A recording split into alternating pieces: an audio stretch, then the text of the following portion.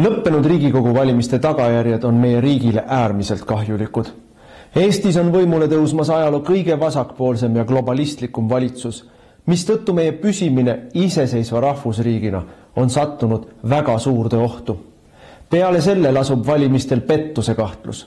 Rahvuskonservatiivide kahjustamiseks algatati valimiseelsel nädalal koordineeritud laimukampaania ning e-hääletuse puhul ei ole välistatud tulemuse manipuleerimine Reformierakonna kasuks.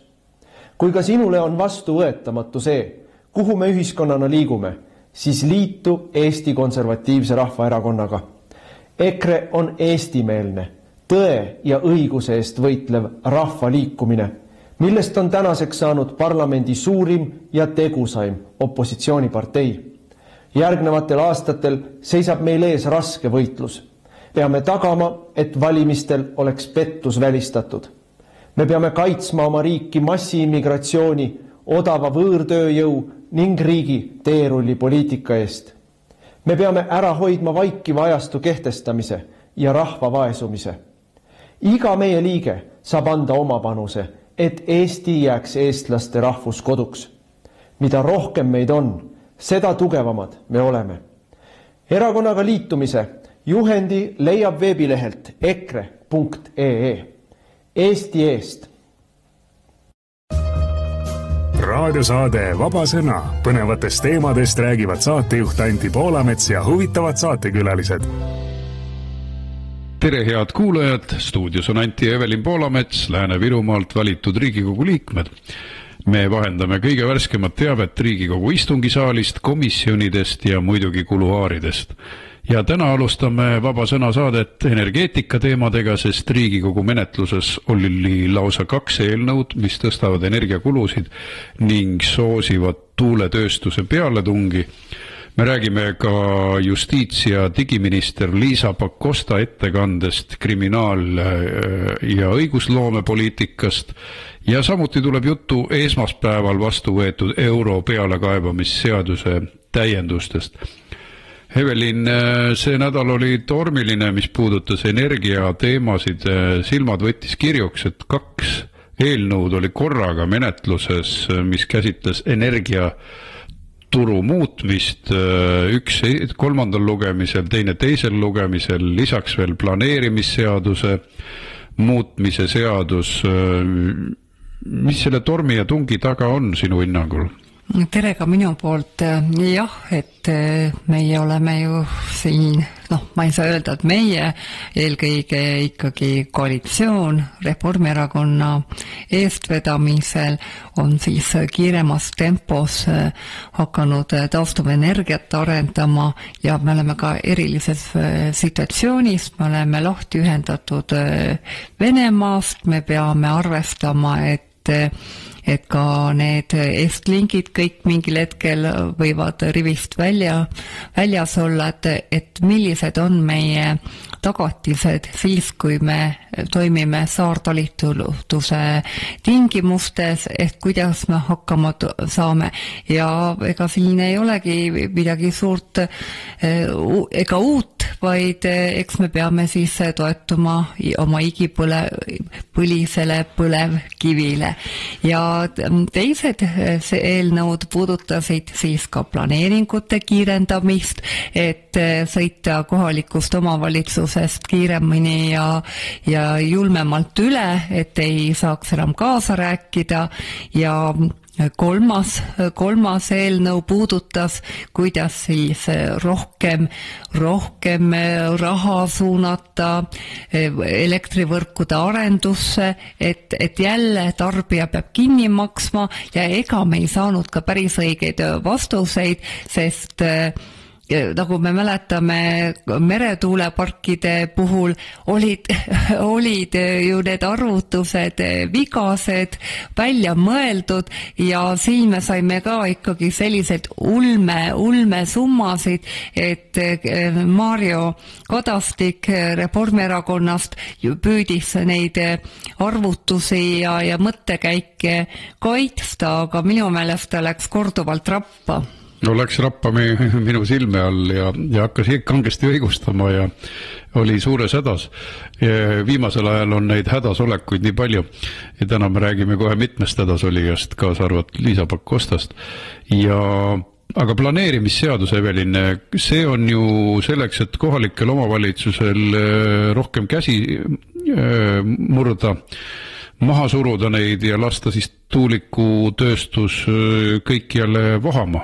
Jah, et seal oli siis sellised muudatused sees, et kui on juba need eelplaneeringute käigus tuulikute asukohad välja valitud, siis justkui enam ei peagi detailplaneeringutega tegelema, väga lühikesed tähtajad, kõigest 30 päeva, et kohalikud inimesed saaks sellega tutvuda või arvamusi anda, aga kujutage ette, see kõik on nii lühikene ajavahemik ja jälle puhtalt selle peale välja mindud, et kohalikud elanikud ei saaks takistada tuuleparkide rajamist nende taga aeda. No ma loen seaduse teksti, sellega peaks kõik selge olema, et muudatusega täpsustatakse, et ka elukohaga seotud tuuleenergiast elektrienergia tootmise maksustamise aluseid, siis eelnõu muudatuste eesmärk on hõlbustada riigi eriplaneeringute ja tuuleparki kavandavate kohalike omavalitsuste eriplaneeringute menetlemist ning tagada õigusselgus. No see on ilus. Ilus romantiline ütlus, aga tegelikult eriplaneering on ju see, millega rullitakse omavalitsusest üle ja sina, Evelin, pidasid pika ettekande, et räägi, mida sa siis inimestele seletasid.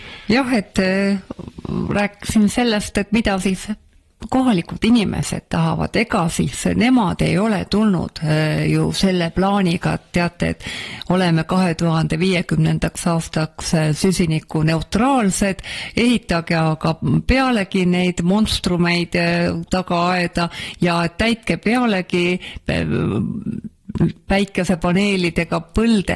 See on nii karjuvas vastuolus ja inimeste ja Eesti elanike soovidega ja eelkõige just maainimestega ei arvestata, sest ega neid päikeseparke ja tuulikuid ei tehta ju Tallinna lähedale ega Tallinna kesklinna, vaid just maapiirkondadesse, kus inimesed soovivad vaikuses elada ja eriti karmides, et seal tulevad ka veel need võrgutasu teemad, et kuidas jälle on need lisakulud, mis tekivad taastuvenergia tootmistega inimeste selga suunatud, et just tarbija selga ja ma ütlen, et ma jäin paljudele küsimustele ei saanud vastuseid, et kui me toodame nii palju tuuleenergiat ja samas me peame ju poole nende võrguliitumistasudest tarbijatene kinni maksma ja siis mõtled selle peale, et me ehitame maksumaksja rahadega sinna looduskaitse alale tuuleparke, need võrguühendused on väga pikad ja need tuulepargid asuvad tõesti väga kaootiliselt ja see on ju kõik väga kallis, sest... Evelin, mina ei saa aru, kui kaua Eesti inimesed lasevad ennast hanitada, sest võiks ju arvata, et ollakse mingi kogemusi omandanud nii-öelda turumajanduses elamisest, aga Euroopaga ühte kõige kallimat elektrit osta tuima näoga ja kannatada ära ja valida neid kaelamäärijaid tagasi. See ei ole normaalne enam, et osad inimesed, kes neid valivad, nad tegelevad ju omamoodi majandusliku suitsiidiga, hävitavad oma enda võimekust ja võimalusi. Ja ma tooks selle näite ka, et Rain Epler juhtis tähelepanu, et on kahte tüüpi reformierakondlasi, et ühed Maarja Kadastik, kellel on füüsikuharidus, kellel on doktorikraad, saab väga hästi aru, kuidas käivad need arvutused, sagedused, inerts ja kuidas see kõik töötab. Ja samamoodi ka Mait Klaassen, kes on ju ka hariduse rektor, saab ka jälle väga hästi aru, et täiskasvanud metsa muutmine sooks ei ole mõistlik. aga samas, kui tuleb seadus Riigikokku, tõstavad nad käed ja hääletavad poolt, et seda kõrvalt vaadata on väga valus, et on tõesti, ütleme nagu Anneli Akkermann, ta ei saa nagu mitte millestki aru, kui räägitakse energiast ja hääletab poolt. Aga Maaülikooli professor ja endine rektor ei lähe Reformierakonnast minema, kui neile tullakse rääkima, et sotsiaalne sugu ja neid on sadu, on siis nagu teaduslik konsensus, et minu meelest kuskil võiks kellegil krõks ära käia ja öelda, et ma ei suuda seda kannatada, ma lihtsalt ei kannata pettuse vale idiootsusega kaasa jooksmist, aga Reformis ei ole seda juhtunud, järelikult on nad kas eksinud või siis suur osa ka valetavad. Ma soovitan kõikidel kuulajatel vaadata järelvaadatavana Riigikogu otseülekannet Riigikogu istungist, mis toimus kolmapäeval, et see oli seesama elektrituru seaduse teema. Just, ja seal oli päris palju naljakat momente, näiteks Anneli Akkermanni kõne, et korraga ta ilmus ei tea kust, ütles, et oli väga hoogne kirglik. Et tema olevat kabinetist vaadanud ja korraga hakanud mõtlema, et mis asi on juhuslik elekter või juhuslik. Kuule, ma tsiteerin, ma loen otse, et mitte eksida, et ta tuli hooga välja ja siis ütles õndsa naeru näoga, et istusin oma kabinetis, kuulasin istungit ja räägitakse mingisugusest juhuenergiast. No mis asi on juhuenergia? Päike on, guugeldasin, Wikipeediastki ei tulnud välja, et kui üldse miski on igavene ja mitte juhuslik, siis et rahvuskonservatiivne erakond peaks teadma, et Piibli 3. lause ütles, Jumal ütles, saagu valgus ja valgus oli hea. Päike ja tuul on ühed igavesemad asjad, mis üldse on meie elu mõõtmes. Tegelikult põlevkivi ei ole nii tasuta nagu päike taevas või tuul merede ja maade kohal. No nii, Evelin, see läks ikka täitsa teoloogiaks kätte. Läks muidugi huumoriks kätte, et kui keegi tuleb rääkima, et päike sul paistab 24/7 ja kuna Jumal on selle loonud ja see on igavene, siis mul tekkis kõhe tunne. Mõtlesin, et Jumal hoidku, et nüüd nad hakkavad arsti ka Jumalat käibemaksustama. Evelin, ma läksin pärast seda ka pulti, sest minul tekkis ka küsimus, et kust tal selline hoog peale tuli ja ütlesin, et vaadake, et vahepeal on pärast päeva ka öö, et päike ei paista kogu aeg.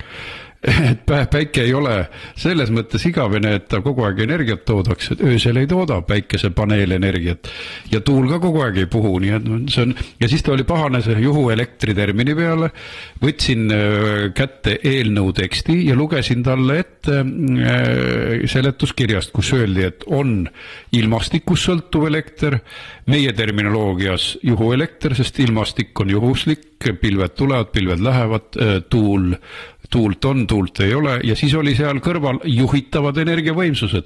Seletuskirjas, seaduse eelnõus, mida te veel soovite siis, et üks on juhitav ja teine on ju juhitamatu, sest keegi ei tea, millal loodusel on tuju tuuliseks minna. No see näitab ikkagi reformierakondlaste taset, et me oleme juba viimased 2 aastat rääkinud taastuva energeetikast või juhuelektrist. No kas või see Hispaania näide, et korraga kadus see juhuelekter ära, me ei tea, mis põhjusel ja milline kaos järgnes ja nüüd tuleb siis Anneli Akkermann, kes on olnud ka minister ja korraga jäigi mulje, et inimene sai oma kabinetis valgustatuse ja kuulis sõna juhuelekter, et ta on suutnud toimida Riigikogus ilma, et ta kordagi oleks selle terminiga kokku puutunud, ta pidi seda guugeldama, et selgus saada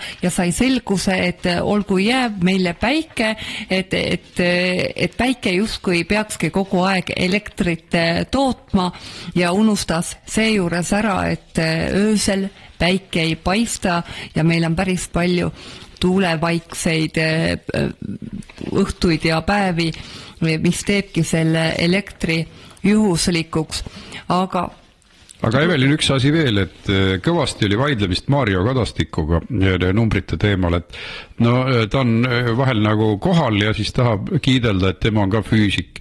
Mina ütlesin, et kuulge, teeme füüsika toetusrühma ja loeme ette füüsikaõpikut teile, me ei ole kadedad, ehk siis kuidas peaks toimima energiasüsteem igal juhul mitte juhuelektri alusel. No teadusspekulant on ennegi nähtud ja kõige markantsem näide on siin 150 sugu, mida meile kaela määritakse. Kooliõpikus on 20 sotsiaalset sugu, et kui teaduste akadeemia ei hakka karjuma sellise asja peale, siis on midagi viltu. Kui õpetajad, koolitajad, haritlased, teadlased ei hakka karjuma selle peale, et mida te teete, millist lollust te meile räägite, siis on midagi viltu. Kui lapsevanemad ei hakka vastu laste juhmistamisele, siis on midagi viltu, et see on meie kõigi ülesanne kaitsta meie lapsi. Aga sama on see juhuelektriga, et me saame Euroopa kallima elektri niimoodi, me saame siis Hispaania ja Portugali stiilis elektrikatkestused, see on paratamatu, kui me juhi elektri peale üle läheme. Ja, aga minul tekkis Mario Kadastikuga vaidlus, kui ta tuli rääkima, et saate aru, et neid võrgu ühendusi ei maksa kinni ainult tarbija, vaid teise poole sellest liitumisest maksab tootja kinni. Ja siin tekkiski selline küsimus, et kuulge, et ega ju keegi ei maksa ju oma tegevusele peale. Tootja, elektritootja võtab ka selle raha tarbijalt ja keegi ei vastuta, et kui need igasugused tuulegeneraatorid ehitatakse täiesti ebamõistlikesse kohtadesse. Ja kogustus. Ja hajusalt.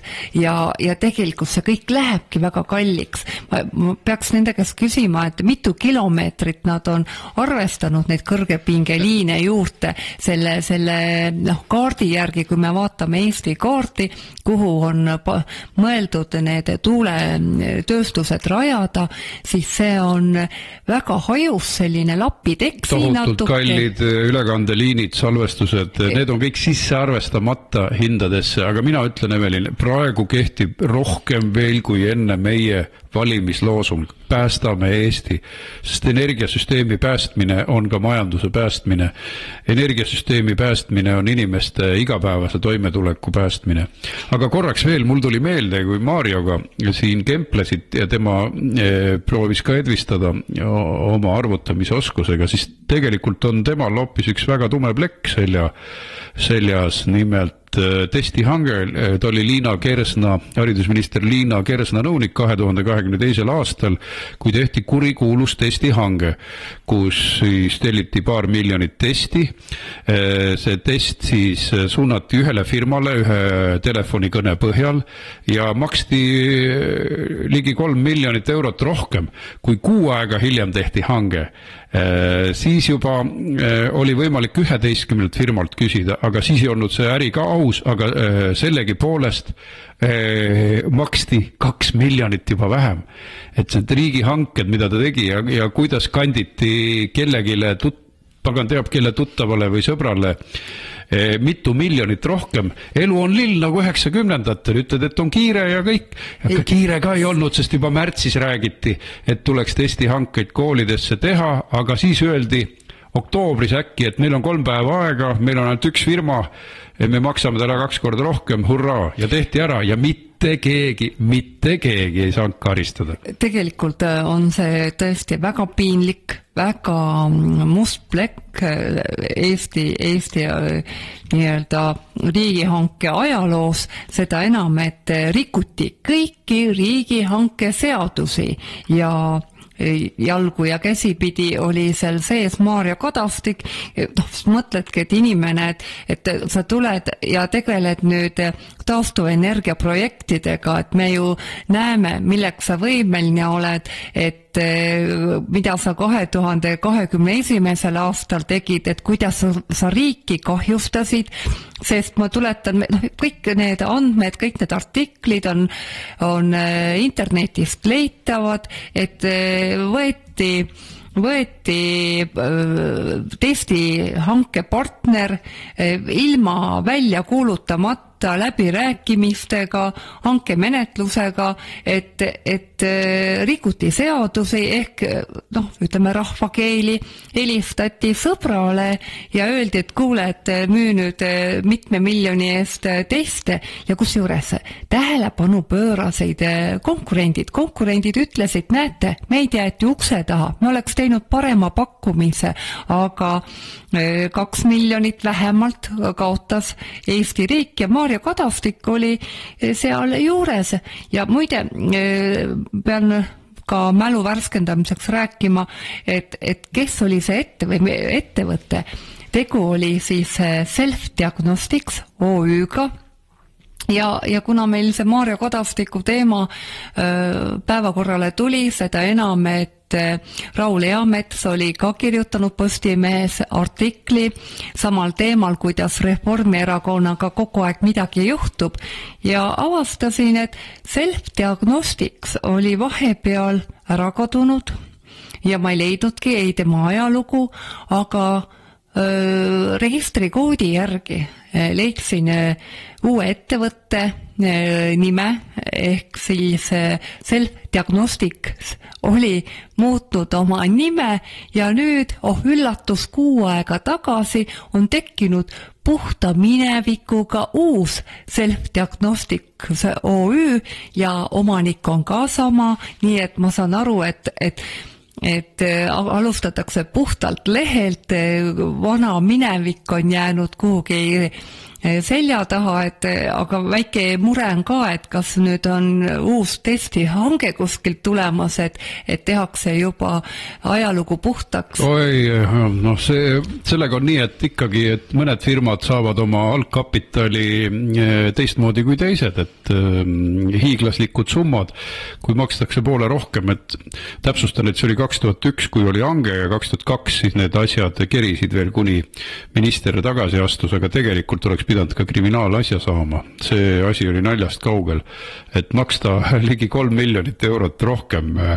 Näete, 28. oktoobril 2021 sõlmitigi leping OÜ-ga Self-Diagnostics. Ettevõtte pakkus 5,1 miljoni eest 2 miljonit testi, aga juba 6 aega hiljem saadi ühelt teiselt firmalt testid 2,3 miljoniga. Kusagile kadus ligi 3 miljonit õhku. Ja muide, ma arvan, et see on ka põhjus, miks Liina Kersna mitu aastat mingisuguseid kohti ei saanud, et ta lihtsalt pesti puhtaks, ilusti lõhnastati ära ja midagi ei juhtunud. Et see sama lugu nagu Siim Kallasega, et kõik oli olemas talle vahele jäämiseks 10 miljoni dollari teemal. Ja muide, ma ütlen, Riigikohtu otsus oli ka olemas, et ta mõista süüdi audiitorile vale andmete esitamise osas, aga tolleaegse kohtukorruptsiooni põhjustel lihtsalt seda otsust ei tehtud. Et nii päästetakse alati ära. Reformierakond oleks lõpetanud eksistentsi, kui Kallas oleks süüdi mõistetud selle sama Riigikogu kohtu otsuse põhjal. Ta oleks kadunud nagu mõni teine koonderakond. Ei, teda on hoitud kunstlikult kogu aeg. Käsi peseb kätt kohtusüsteemi poolt. See on meie kohtusüsteemi reaalne olukord. Ja veel on huvitav märkus, et nagu te teate, on ettevõtete majandusaasta aruanded jälle leitavad internetist, võtke lahti teadmik.ee ja pange siis sinna otsingusse see TX valdusosaühing ja näete, milline oli Self-Diagnostics ajalugu, ehk siis tulid suured miljonid mingil hetkel, aga aruande aasta lõpetati kahjumiga, sest üldhalduskulud ja kõiksugused huvitavad kulud sõid selle miljoni ära või need miljonid, mida siis riigihankes teeniti, ehk ei saa öelda, et see kuidagi eeskujulik selle ajalugugi välja näeb. Ma saan aru, miks nime muudeti ja miks siis mingil uuel hetkel või 6 aega hiljem uus Self-Diagnostics loodi. Ehk see näitab jälle Reformierakonna käekirja ja uus uudis või värskem asi on ju ka see, see nüüd natukene näitab sotsiaaldemokraatide käekirja, ehk siis võtame jälle sellist ärimudelit ehk Utilitas Windi juhtkonda kuuluv inimene on ka sotsiaaldemokraatide ridadesse kuuluv inimene.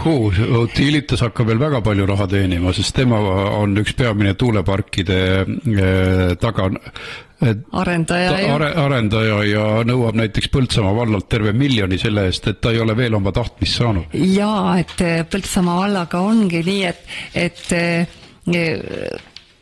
Utilitas Wind võitis jälle, kas pole huvitav, võitis vähempakkumise konkursi ja tagatiseks riigile, et ta täidab need võetud kohustused, maksis ta 1,1 miljonit eurot. Aga nüüd siis tema kohustus oli see, et 2027. aastal alustatakse siis elektritootmist. Aga kahtlan on, vaatad, et juba on aasta 2025, aga ei ole veel ühtegi ehitusluba ega planeeringuid kinnitatud ja nüüd on see Utilitas Wind ähvardanud Põltsamaa valda, et Põltsamaa vald peab kinni maksma tema Utilitase Windi ja riigi vahelise kokkuleppe see 1,1 miljonit eurot. Et kas saab, kas see on nüüd tänapäevane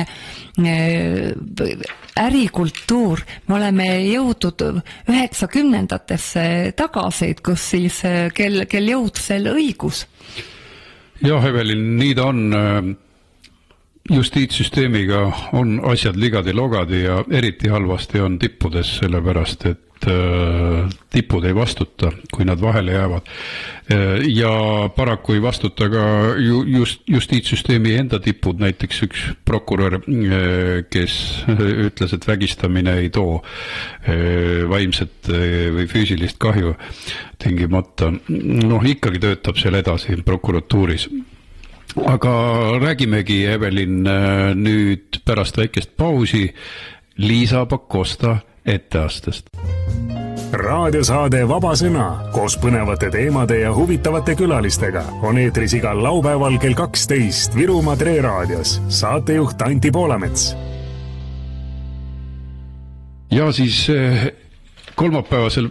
neljapäevasel päeval esines Riigikogu istungil justiitsminister Liisa Pakosta ja tal oli 2 teemat. Üks oli siis kriminaalpoliitika, põhialused 2030 ja konkreetselt rääkis 2024. aastast, ehk siis nagu visiooniga, kuidas neid kriminaalpoliitika põhialuseid täidetakse. Järgmine teema oli tal siis seadusloome põhialused. No ja mida me siis tema ettekandest nägime, seal jooksid igasugused numbrid läbi, loomulikult räägiti kohustuslikult ikka digiasjadest ja ikka kohtus rohkem digiasju ja siis pidi olema ka olulised uuringud toimuvad, näiteks vanemaealiste kuriteoohvrite analüüs, uuring kauplustest toime pandud varguste menetluspraktikast, issand, ja siis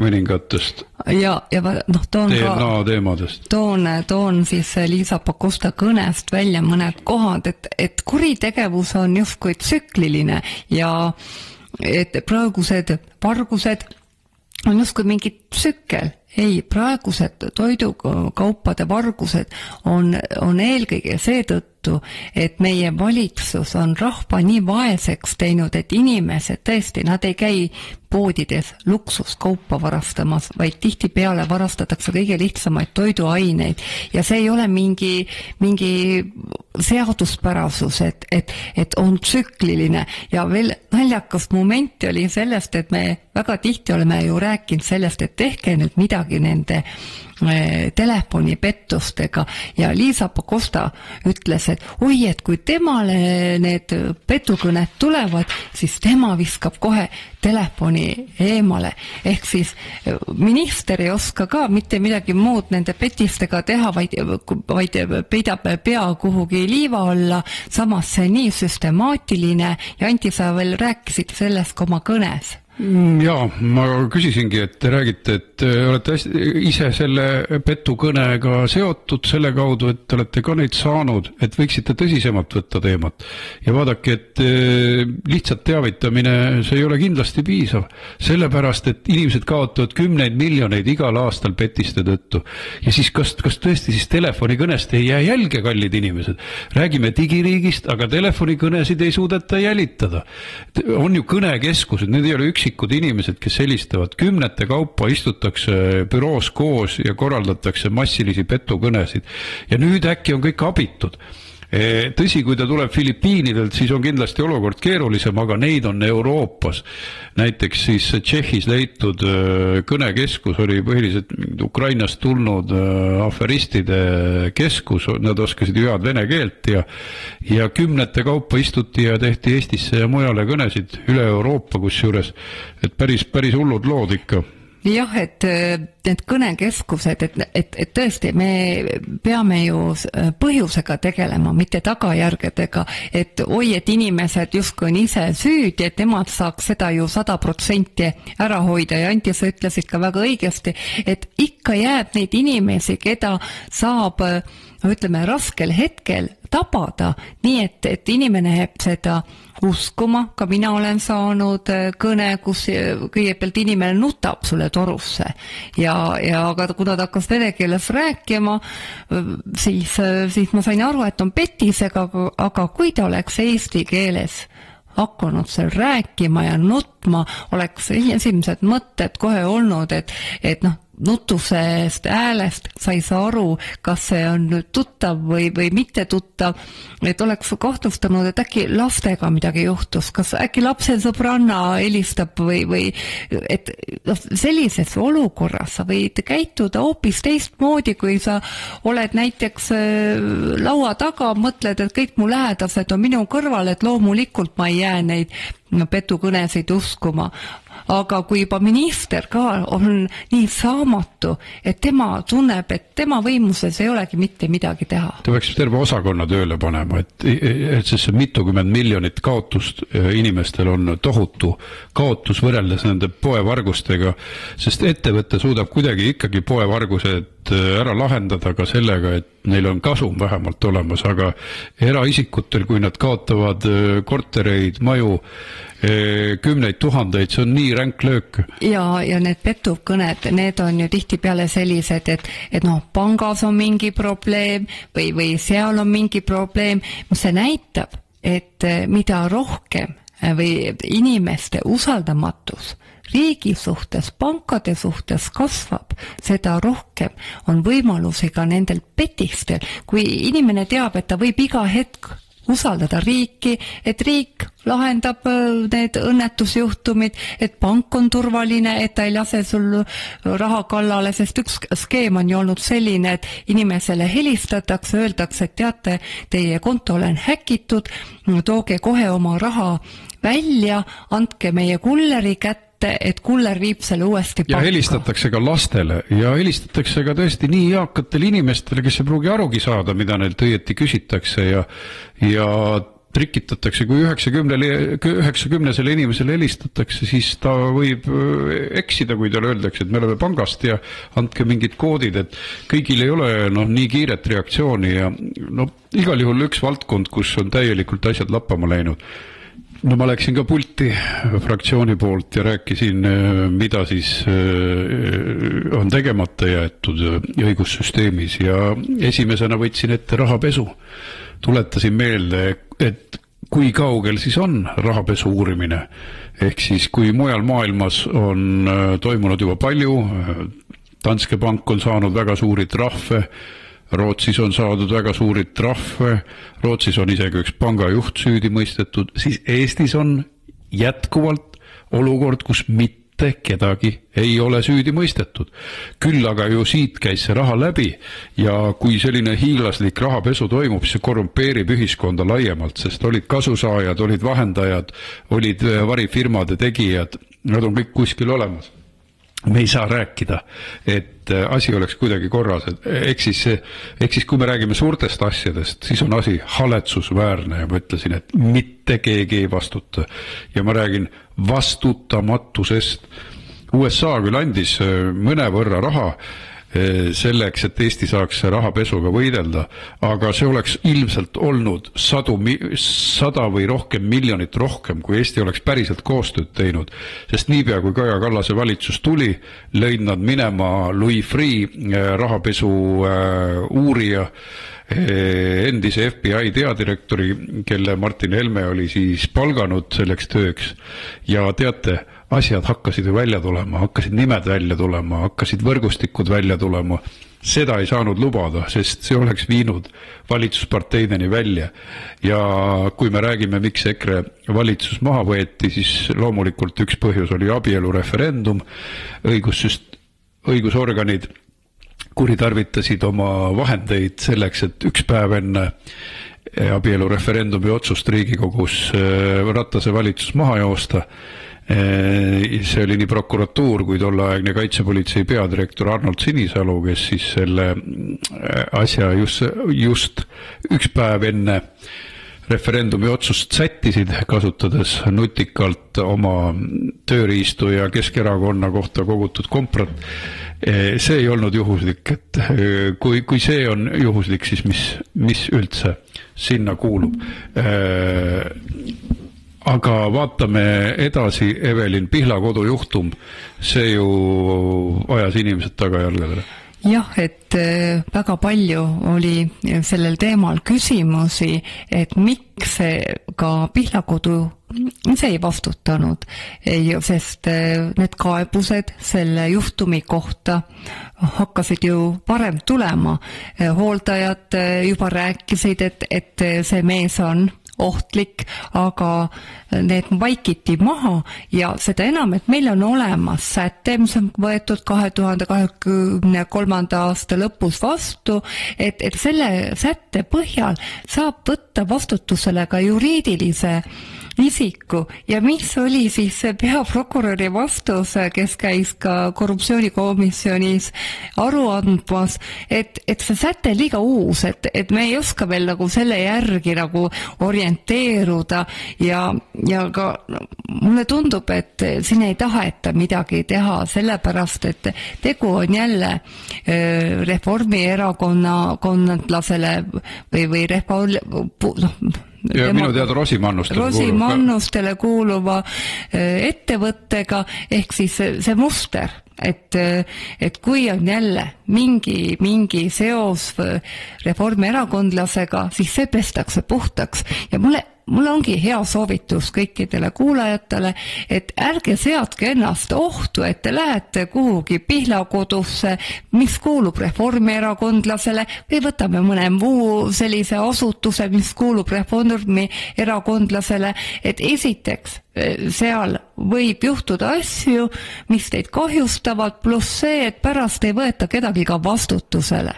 No ma räägin ka prokuratuurist ja prokuratuuri puhul juhtus üks hästi kurioosne asi, nimelt siis prokurör Airika Lepp ütles Eesti Ekspressile, et tsiteerin, prokuratuuri hinnangul pole piisavalt tõendeid, et seksuaalkuritegu tõi dementsetele hoolealustele kaasa tervisekahju. Iga tahtevastane sugu ei pruugi põhjustada vaimset ja füüsilist tervisekahju. No vabandage väga, et vägistamine ei põhjusta tervisekahju. No kuidas nii? Et see on kurioosum ja nii asju ei aeta, et prokurör räägib sellist juttu, et ta peaks nagu minu meelest oma töökoha kähku maha panema. No, võtame kas või lähedased, et kui juhtub midagi sinu lähedasega, siis midagi traagilist, siis ka lähedased saavad selle tervisekahju, millise hingetrauma võib saada selle ohvri lähedane, kes on mõelnud, et ta on andnud oma inimese usaldanud oma lähedase hooldajatele, kes tegelikult on kuritarvitanud nii usaldust kui ka selle inimese tervist, et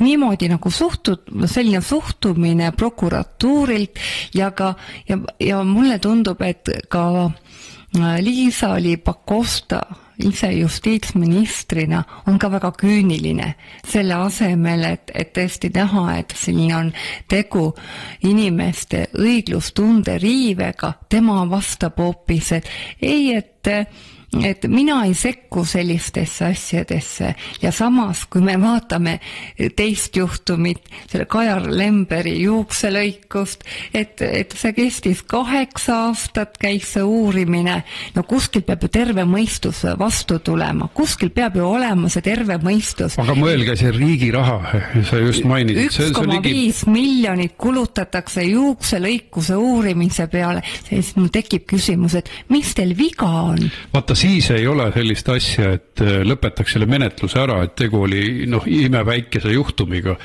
Aga kui oli Stroomiranna juhtum, kus olid mõjukad reformierakondlased, siis see segatud Eerik-Niiles Krossi näol, tema abikaasa näol, siis ei midagi, siis tehti oportuniteediga ja öeldi, et valimiste kõigutamise katse ja siis valekaebused, väljamõeldiste levitamine, see on nii, et teeme kokkuleppe, et ei saa karistada, oportuniteet. See ongi näide, millest sa just rääkisid, et reformierakondlastele ja nendega seotud isikutele reeglid ei kehti, samad reeglid, mis teistele, et kui EKRE puhul midagi on nagu Marti Kuusiku juhtumil, siis pannakse kogu politsei ressurss teda taga ajama. Ma Rakvere kandi ja Lääne-Viru inimestele märgin eraldi, et siis kui tema juhtum oli, siis mitukümmend politseinikut aeti Rakvere üle Eesti kokku, tema lapsepõlve sõpru jälitama ja üle kuulama. Politsei peadirektor ise istus staabis ja kamandas seal, tohutu politseiressurss, selline peaaegu et sõjaline operatsioon, et EKRE ministrid maha võtta, et valitsust kukutada, kõik vahendid pandi mängu, kõik see oli bluff, kõik see oli valekaebus, kõik see oli otsast lõpuni vale, kaasa arvatud need pealtkuulamised, suur osa nendest oli täiesti volitusi ületades tehtud, aga siis ma ütlesin Riigikogu puldis, kus on Lehtme juhtum, ta tegelikult on üüratud kahju teinud Ukraina rahvale sellega, et kui enne tema juhtumit oli ju annetuste kogumine veel tipus Eestis ja mõelge, kui paljud ukrainlased võisid jääda ilma selle eestlaste toeta, mida varem nii meelsasti anti, kui mitu sõdurit võis langeda selle tõttu, et eestlased ei saatnud enam nii palju raha, kui mitu kuulivesti jäi saamata, kui mitu autot jäeti saatmata, kui palju tsiviilisikud jäid ilma abita, miljonid jäid saamata selle tõttu, et Lehtme juhtum kahjustas usaldust ja mitte midagi, aastad on kulunud Riigikogu liikme tasemel, ta sai parima häälte saagi Eesti 200 ridadest, tõi seda parteid pildile, aasta eurooplane, mitte midagi. Jah, et soovitan meie kuulajatel lugeda ka Postimehe artiklit Raul Eametsa, Bigbanki peaökonomisti arvamust, kus tema leiab ka, et võimuga seotud inimeste eksimustesse suhtutakse ikka väga leebelt ja samas opositsiooni esindajate suhtes kasutatakse jõuvõtteid, et tuletame siis kõik need lood meelde, ei tohi muidugi unustada ka Mary Krossi juhtumit, et natukene aega enne valimisi tuli Mary Kross välja jutuga, et teda loopisid EKRE märgiga inimesed, loopisid kividega teda ja tema koera, aga hiljem siis uurimine tuvastas, et ta lihtsalt valetas, sest mobiiltelefoni positsioneerimine näitas, et ta ei viibinud samal ajal väidetud kohas, aga kas me aga see uurimine lihtsalt lõpetati, öeldi, et näed, avalik huvi täpselt, sellest tulebki rääkida ja korduvalt, et me rääkisime ka testihangetest, kuidas joosti. Autorollo on juba üsna palju ära räägitud lugu, aga Evelin, läheme korraks veel esmaspäevase istungi juurde, kui oli pealekaebamisseadus ehk rikkujast teavitaja kaitseseaduse täiendamine. Ma siis selgitan, mis see keerulise nimega seadus tähendab. Rikkujast teavitaja kaitseseadus tähendab siis seda, et Euroliidu õiguse nõudmistel on siis Eestis tekitatud nii-öelda teavitamiskanalid kõigis asutustes ja ettevõtetes, kus on üle 50 inimese tööl, et kuidas siis see teavitamine käib, et kui mingi euroõiguse rikkumine, euronormide rikkumine avastatakse, kohe peab olema eriti turvatud kanal, kas advokaadiga kaudu või mingite muude liinide kaudu, kus siis kohe info liiguks. Ja see on muidugi varem vastu võetud seadus ja sellele andsime me kõva lahingu, nimetades varemgi teda selliseks neostalinistlikuks pealekaebamissüsteemi loomiseks. Ja nüüd tehti täiendus, et siis lisati sinna sanktsioonikuriteod, mis muidugi näiliselt on oi kui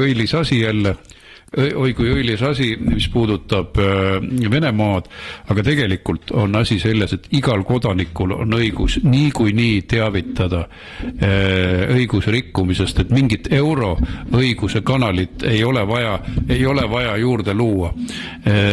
Ja miks just euroõigus tõstetakse veel kõrgemale kui Eesti õigus? Miks just nende jaoks on vaja pealekaebamiskanalit? No ei ole normaalne.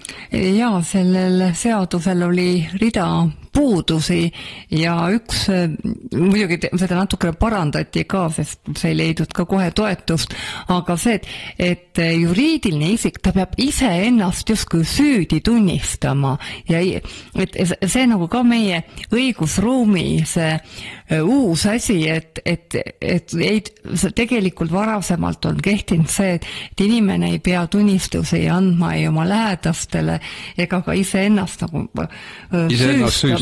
Jah, et aga uued euroreeglid tulevad, tuli ka see konkurentsiseadus, et ma vaatangi, et Reformierakond on ikka gaasi väga tugevalt põhja vajutanud, kõikvõimalikud jaburad seadused, mida on suudetud aastakümneid ka eemale hoida, et nüüd on need nagu laviinina peale tulnud ja ma küsisin ka neljapäeval Liisa-Ly Pakostalt, et kui kaugel siis ollakse selle vaenukõne seadusega, sest see toodi ju, vihakõne seadus on võib-olla õigem nimetus, et see toodi korraks Riigikokku, aga kuna me esitasime sinna 600 muudatusettepanekut, pandi see mõneks ajaks riiuli peale seisma ja Liisa-Ly Pakosta, ta oli nii ettevaatlik oma sõnadega ja ütles, et see seadus võetakse vastu nii nagu Euroopa Liit käsib, et täpselt nende normidega, ja see oligi kõik, et päris jube nüüd mõelda, et kuna nad on kõik nupud põhja keeranud, kõik jaburad seadused Riigikokku toomas, et ega siis siin midagi paremaks ei lähe. Ma veel mainin, et rikkujast tööalasest Euroopa Liidu õiguse rikkumisest teavitaja kaitseseadus võeti siis 2024 vastu maikuus. Vaadake, kui lai kohaldamisala on. Selle alka kuuluvad Euroopa Liidu õiguse osad riigihanked Euroopa Liidu valdkonnas, finantsteenused, tooted, turud, rahapesu, terrorism, tooteohutus, transpordiohutus, keskkonnakaitse, kiirguskaitse, toiduainete, söödaohutus, loomade heaolu, rahvatervis, tarbijakaitse, eraelu puutumatus, isikuandmete kaitse ja veel mitmed asjad, et kujutage ette, kui laia perspektiivi, kui laia haardega siis nagu surutakse seda kaebamissüsteemi uue liidu poolt. Et Objektiivi portaalis kasutatakse tihtipeale sõna liiduvabariik, et kas ei tule tuttav ette. Nooremale kuulajale võib öelda, et liiduvabariigid olid Nõukogude Liidus tüüpiline nimetus okupeeritud territooriumitele ja administratiivüksustele, aga Euroopa Liit kisub üha rohkem sinna poole, kus me meenutame liiduvabariiki ja tuletan meelde, et ongi nii, et meil on 2/3 seadusandlusest, mis on seotud Brüsseli nõuetega otse või kaude ja see on tohutu suveräänsuskadu ja see on ka põhjuseks, miks meile tulevad sellised hullud normid, vihakõneseadused, rohepööre, see on kõik käsukorras suurriikide poolt meile kehtestatud, kas ei tule tuttav ette? Jah, et Varro Vooglaid juhtis ka tähelepanu, et meile tuleb väga palju seadusi, kus ei ole tehtud enam põhiseaduse analüüsi, et kas ta on põhiseadusega kooskõlas või mitte. Ja see on tegelikult olnud ja alati seadusloome juures heaks õigusloome ja normitehnika tavaks, et niimoodi tehakse, aga paljud asjad on sellised, kus me küsime, et kuidas see meie põhiseadusega kokku käib.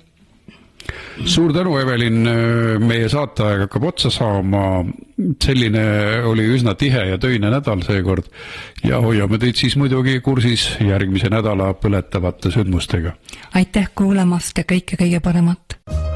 Te kuulasite raadiosaadet Vaba Sõna, järelkuulamine tereraadio.ee ja uueduudised.ee.